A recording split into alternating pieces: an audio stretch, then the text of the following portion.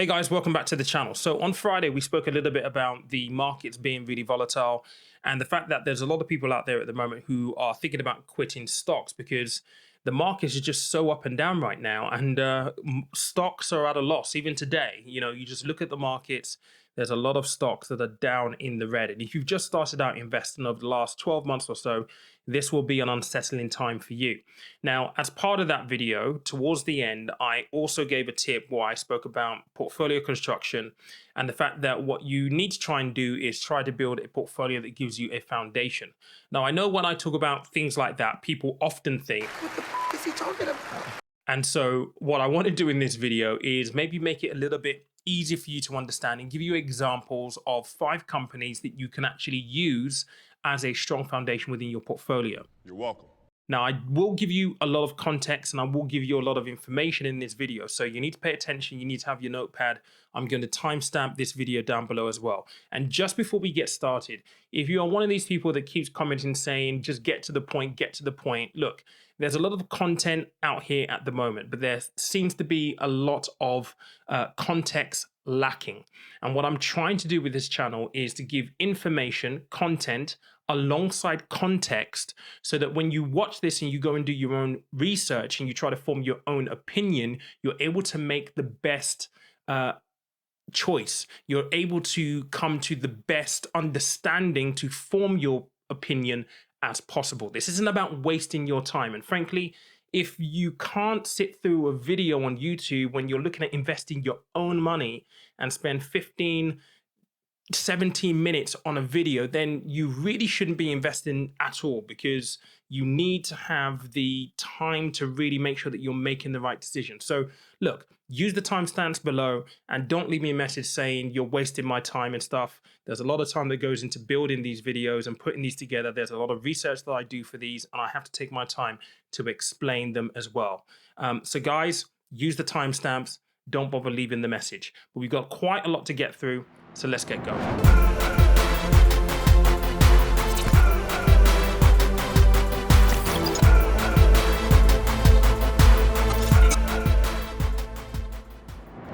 All right, so what are we going to be doing here today and what we're going to be talking about? So just to reiterate, I'm going to be giving you 5 stocks that you can use as examples to build a portfolio foundation, okay? Now, why is this important? You know, and you hear me say this all the time, especially if you're taking my course, you will understand that investing is all about stacking the odds in your favor, managing your downside risk. So it's risk mitigation first and foremost, because nobody wants to lose money, right? Now, with the markets being as volatile as they are, and if you watch any of the market charts, it's like a yo-yo. It goes up, it goes down. Sometimes, these markets move and stocks will move 3% a day, 5% a day. This is common now, right? And this is just part and parcel of investing. Now, what I'm trying to allude to doing here with foundational stocks, and the 5 that I'm going to give you today are going to be prime examples of companies that you can use. The idea of using them is that those companies are strong, they are well established, they've been around for a long time, they have a lot of cash running through them, and so they should be less susceptible to market volatility or their share prices moving at significant rates on a day-to-day basis. These companies can be used to essentially smooth your investment experience. Now, this will be important if you are a newbie to investing and you're getting nervous because you're seeing your portfolio increase up one day, then go down the other, and it's making you nervous. This can help you smooth and give you an easier ride in the market, although really in the market is not really that easy. But the idea here is to give you some foundation. So there are lots of other companies that you can use, but I'm going to give you 5. I'm going to try and keep it really, really short in this video. So that's what we're going to discuss. Let's talk about the first company. This one is a household name. It is Coca-Cola. Now, I don't know about you, but my earliest memory of Coca-Cola is the red Coca-Cola lorry at Christmas. And when I think about Coca-Cola, it takes me back to my childhood. It reminds me of family. It reminds me of festivities. It reminds me of more innocent times, if I'm completely honest. And, this is what brands are all about at the end of the day. And they spent a good number of years building this brand. And I don't think that I'm the only person who thinks of Coca-Cola in that way. I don't know in the comments, how do you remember Coca-Cola? What's your earliest memories of them? But that's certainly my earliest memory, watching the TV and seeing the Christmas advert and the Coca-Cola lorry. That's my earliest memory. That's what I remember them for. And I think that will be true. So let me know in the comments. But anyway, Coca-Cola is a huge company. They sell in over 200 countries worldwide. They cater to 1.9 billion servings every single day. 1.9 billion servings every single day.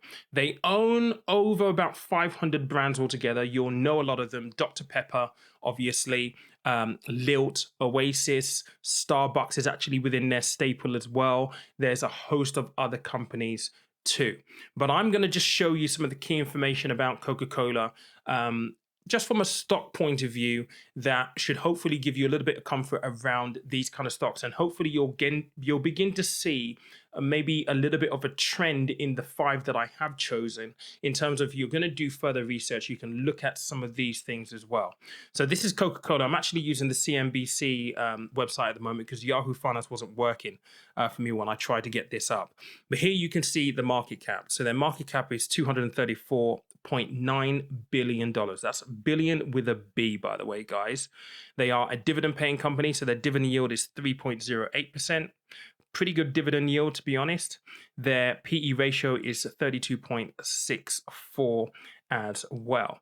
Now, with this company, one of the key things that you need to bear in mind is that they are a huge established business that sells globally. They're very, very well diversified. And so with Coca-Cola, what you're looking for here is the fact that they have been around for a very, very long time. Let's just have a look at some of the financials and see how much money they're actually churning over. So when you go on to the annual numbers in here, let's have a look at their balance sheet right here in terms of cash. And this is in the billions, by the way, guys. They've got let's round it up, $6.8 billion in cash. These are the kind of companies that you essentially want. You want companies that are turning over large sums of money, that retain quite a lot of cash as well. And Coca-Cola is a brilliant brand to have a look at. If you look at some of the volatility within the share price, you shouldn't see the share price move as sharply as some of the other stocks out there. As a company, they will be regarded as real fine blue chip, well-established businesses, which means that some of the big boys institutions will go to these guys as almost a safe haven, or as a safe stock, if you can call anything safe when it comes to stocks and shares. There isn't really safe, but this is probably as safe as you could get, bearing in mind that you still have the upside and the downside risk of this stock. But you shouldn't see the stock move anywhere near as much as some of the tech or growth stocks that you could be invested in. Now, the other company that I want to have a look at is probably one that you may not have heard of before. And this is a company called 3M. Now, 3M, this company is an incredible company. These guys invented Post-it notes, and they have in their staple over 8,000 products across a multitude of different industries. In fact, a fun fact about them is that they have over 100,000 patents under their name as a corporate inventor. That's 100,000 patents. That means that they have products that cannot be reproduced by anybody else. They have exclusivity around those products specifically. And this is the kicker, by the way, guys. They had 100,000 patents to their name back in 2014. We're in 2021 right now. So I would love to know what those numbers are. In doing this research, I couldn't find an up-to-date number, but that just shows you the amount of innovation. And this is really what drives this company. It's innovation. They produce items, they produce things that are useful. They've got a dry and wet sander, for example, which was groundbreaking at the time, which is one of their patents. So they produce a range of products across a range of different industries. That means, medicine, that's construction, everything, office staple stuff. a lot of products, over 8,000 altogether. And when you look at their stock numbers, their market cap is $115.12 billion, again with a B. Their dividend yield is 2.98%. Their PE ratio, this is the trading 12-month PE ratio, is 20.28 as well. So you can see that these companies, again, it's a very, very large company. If you have a look at some of their financials, in terms of what they got in cash, they got 4.6 billion in cash at the last reporting of their accounts within this. So it's really, really important. Again, when you're looking at these companies, you want large cap companies, companies with quite significant value. These are the companies that you want. They should be less susceptible to volatility.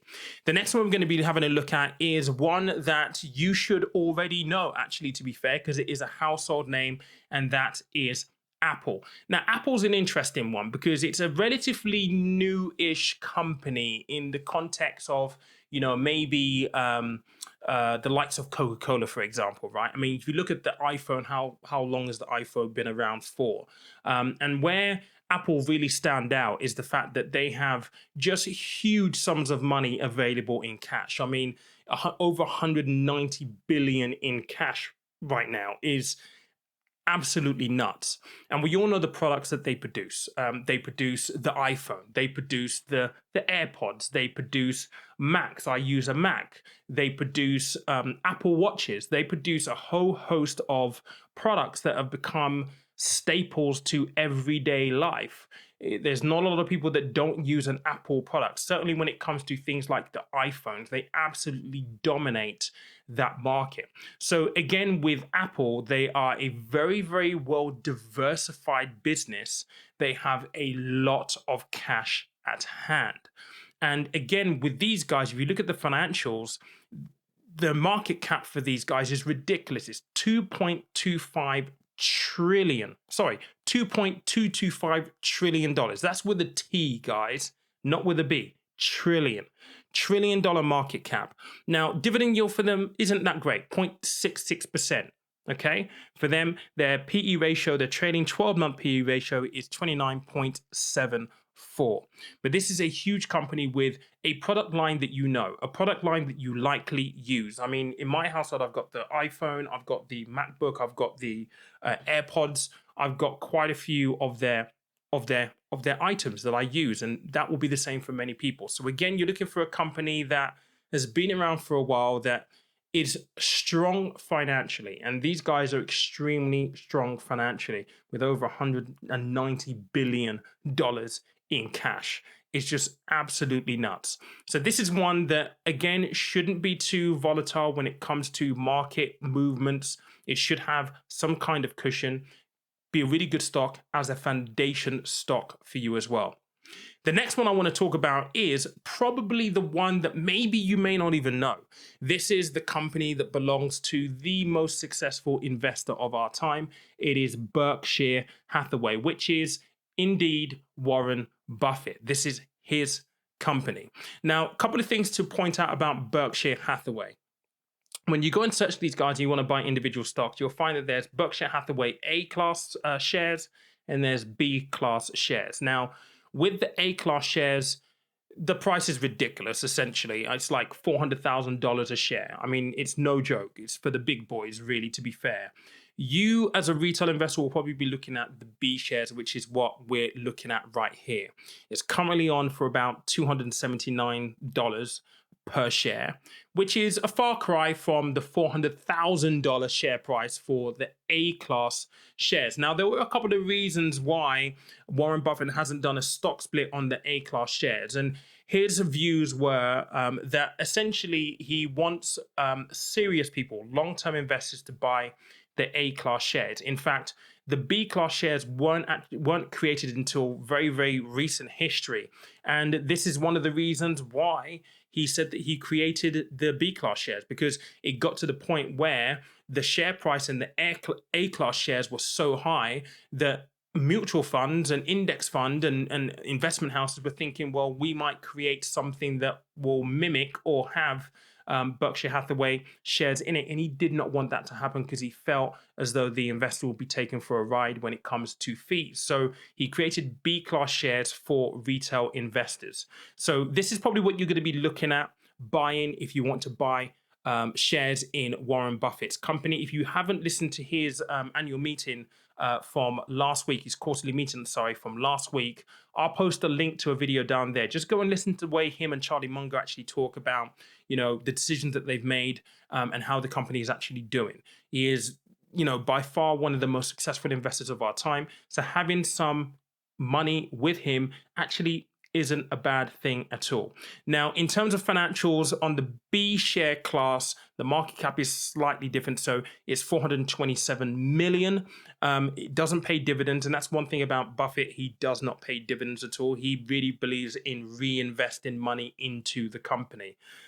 PE ratio is 15.42 on here. So this is Warren Buffett's company, guys. So if you are the kind of person who likes to, pay attention to Warren Buffett, maybe why not own a little bit of his company as well? We know that he's a value investor. We know that he's all about reinvesting money. He basically only invests in companies that are, in his view, solid companies that have high amounts of revenue going in through the business, that are making profits, that are, in often cases, paying dividends, and he likes to buy and hold them for the long term. He's not the kind of investor that will basically trade out of positions here and there without really good reason for it, although he did obviously sell a little bit of the airline holdings that he had over the pandemic, and he spoke about that in the meeting last week, whether he made the right call or not. So own one of his. I mean, he actually owns Coca-Cola. He owns quite a bit of Coca-Cola. He absolutely loves Coca-Cola, but that's the fourth stock on the list that you could have to give you a bit of foundation. The last one that we're going to be talking about is actually Disney. Now, Disney, my God, let's talk about my childhood again, shall we? I mean, Disney. Who doesn't remember Aladdin? Who doesn't remember The Little Mermaid? Who doesn't remember Cinderella? Who doesn't remember Beauty and the Beast and all of these cartoons that we've all come to absolutely love and adore? I remember going to Disney World when I was, pretty much an adult, and just standing there in Florida in Disney World, just jaw dropped at the sight of the castle that you see the shape of in the cartoons. It's absolutely incredible. As a business, they own a lot of brands. And I actually made a list of them right here. So they own ABC, they own ESPN, Touchstone Pictures, which if you go to the movies and you pay attention to the movie industry, you'll know what they are. Lucasfilms, which is the Star Wars franchise. Pixar they own, the History Channel. My favorite of all, they own the Marvel Studios. So the Marvel Cinematic Universe is under that umbrella as well. So Disney is a long, well-established business. Yes, in terms of, sentiment, it's going to imbue childhood memories. It certainly does for me. And that's what you really want to look for when you're looking at brands of this kind of scale. But let's have a look at some of the financials. Market cap for them, $336.749 billion. They don't pay a dividend. Their PE ratio is minus 68.13. Now, I wonder whether this has anything to do with the fact that, they are in entertainment. They haven't been able to have the resort open in Florida over the last 12 months because of lockdown and stuff. And also within the movie making industry, the movie making industry has really been shut down over that period of time. There's a whole host of films that should have come out in 2020 that have been postponed. Black Widow is one of them. I can't wait to see that. So their PE ratio at the moment is actually down on a trailing 12-month period. But at Disney, as a fundamental staple, look, you could go and swap this out for the likes of Procter & Gamble, Johnson & Johnson. There's a whole host of them. You can have a look at the dividend aristocrats as potential companies. I will post a link in the comments as well, so you can have a look at what those companies look like. But this is a company that you could have within there that should give you a foundation. A combination of those five, or any combination of any five companies that you come across, should give you a really strong foundation from which you can speculate from in your portfolios moving forward. But in this video, I wanted to kind of give you an example, just show you a handful of companies that you could use to give you foundations. One thing that you will find is that a couple of themes within this, you know, they have large market caps. They've all been around for a very, very long time. You could argue that some of them have really clear strategic advantages over competitors. I mean, with Disney's, for example, the kind of companies that they own, it's huge, absolutely huge in terms of the companies that they own. Some of them are paying dividends. Only a couple of them, I think there's only one of them on the list that doesn't pay you dividends. Only Disney doesn't. Oh no, Disney and Berkshire Hathaway don't pay you dividends. The other ones do.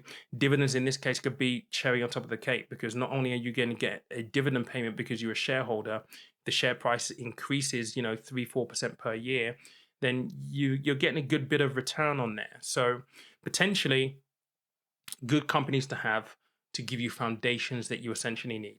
I'd love to know what you think of this. I'd love to know whether you think there are other companies that you would put as a foundation. In fact, if you had to choose 5 companies right now to be your foundational companies within your portfolio of individual stocks, what would they be? Would they include any of these? Would they be others? Let me know in the comments below. But as always, I do appreciate you guys paying attention to this video. And look, if you're not listening to the podcast this week, definitely go and check it out. I'm talking a little bit about crypto because things need to be said. And yeah, I'm going to do a little bit more videos on crypto, because Ethereum today, or yesterday, as you're watching this on Tuesday, has been insane in terms of the growth. And I'm going to be talking a little bit about that, and hopefully doing a bit of a live with a crypto expert as well in the next coming weeks. On Sunday, as per popular request, we're going to be doing a live session Sunday evening, 9:30, talking specifically about pensions for the people who are age 40 and 50. If you are late and you know that you haven't started early, we're going to have an expert on who's going to give you some pointers on what to do. So if not you, because you're in your 20s or in your 30s, if you've got mum, dad, aunts, uncles, get them to come along on Sunday evening at 9:30 and ask some questions of an expert. It's going to be a really cool discussion. I really hope to see you there. But guys, remember, money is a tool, life is for living. I will catch you later on.